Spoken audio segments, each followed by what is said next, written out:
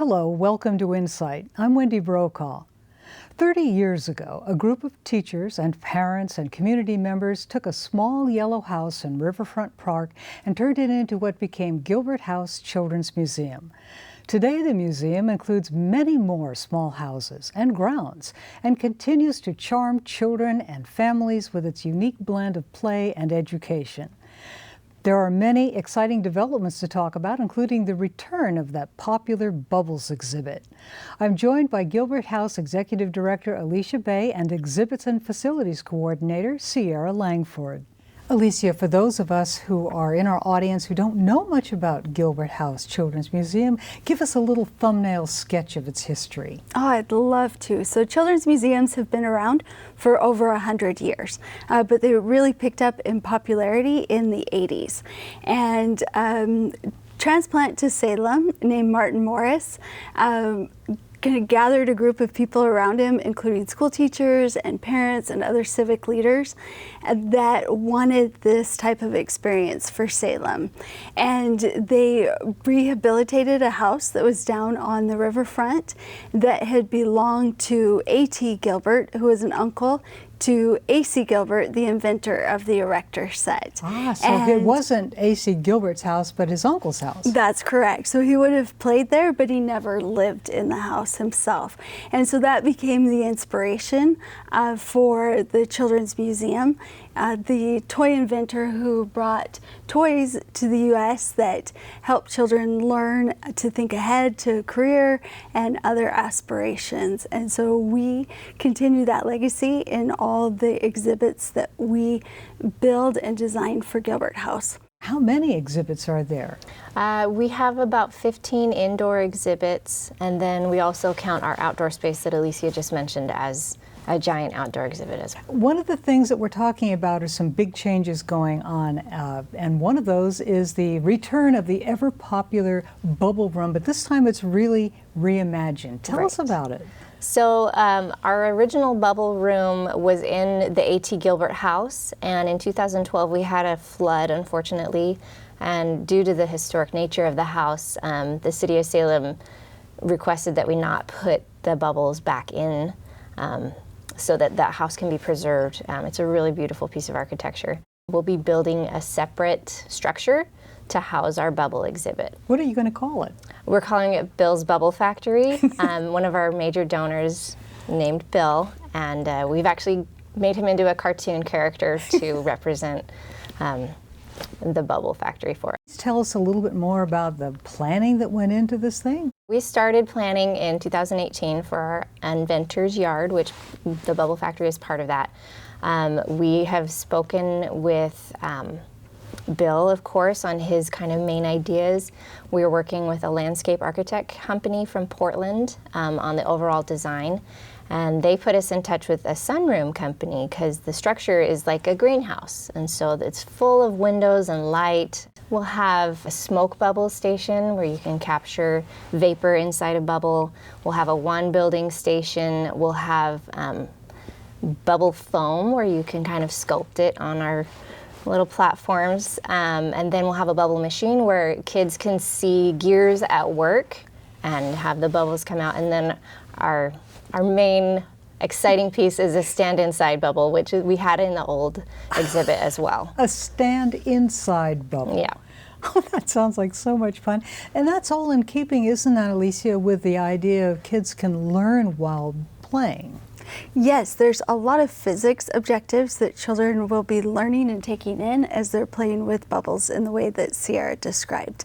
And families can engage in talking to their children about how does it make a bubble? What is it shape? What happens when you blow the bubble? And those types of things to increase the learning. Talking about appealing to the senses, you also have another project called the Sensory Garden? That's correct. What about that, with a nature's workshop? Right, so we have a tiny little strip in the back of one of our houses that has been neglected, and so we've chosen to really focus in on that and make it a place where children and families want to go and spend some time. So we've got, we worked with CNR Remodeling to design a tiny little shed that's almost child size. It has full height doors, but it's really designed for children to enjoy. And all around it there are walkways and really intensely planted beds of sensory plants, so smells and textures and flavors, although I wouldn't recommend picking all of them, but they're all safe for kids. And then kind of sprinkled inside the beds we'll have some musical instruments for another sense that they can explore. What kind of musical instruments? We will have a giant steel drum with different tongues, so instead of just a single tone, it will make a whole scale.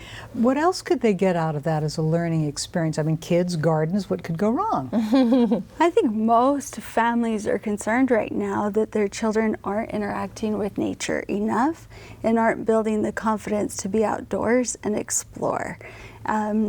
Children are spending so much more time indoors than they ever have before.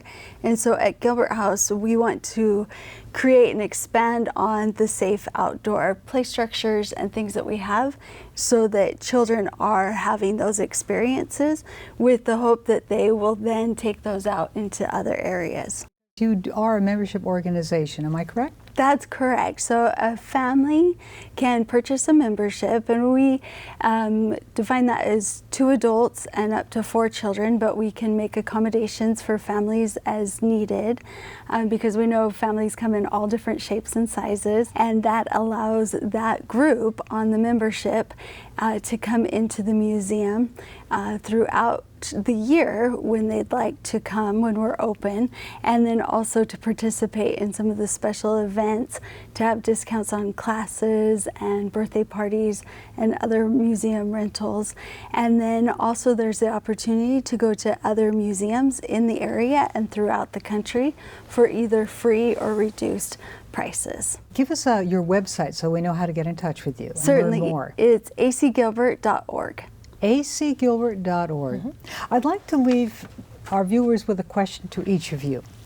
What is it that you love about the way Gilbert House Children's Museum envisions its role in the community? You want to go first? Sure. I moved to Salem right before I had my first child, and I have 2 children, and they're 11 and 13 now, and it was a great resource for our family to be able to go, and all of the experiences that Sierra and I have been talking about, my family took part in, of counting, of socializing with other children, of interacting in this very special place that was designed for the children. So from that perspective, I've always been grateful for those pioneering people that we talked about earlier in the program that envisioned this and knew it would be something that would be a resource. Sierra. I really enjoy seeing the community partnerships that happen, kind of just I know there's a lot of behind the scenes work that Alicia does to connect people, but it feels really organic and natural. We work with so many different organizations and businesses. Rick Smith is just on the other side of the parking lot from us, and he's done some custom work for us, and we'll be doing some more on the Inventors Yard. And we're just so excited to connect with the community in that way. And also our outreach with field trips and schools and volunteering. I just feel like the Gilbert House is a really great hub for people to gather and to serve and to share their talents with other people. I am so glad that you were able to give us an update, 30-year update on the Gilbert House Childrens Museum. Thank you for coming in. I loved it. We're going to have you back. And when we get the bubbles going, I want to go there and see for myself just how good it is. Terrific. We need you to bring out the video crew. Well, that's right. It's a tough job. Someone's going to have to do it.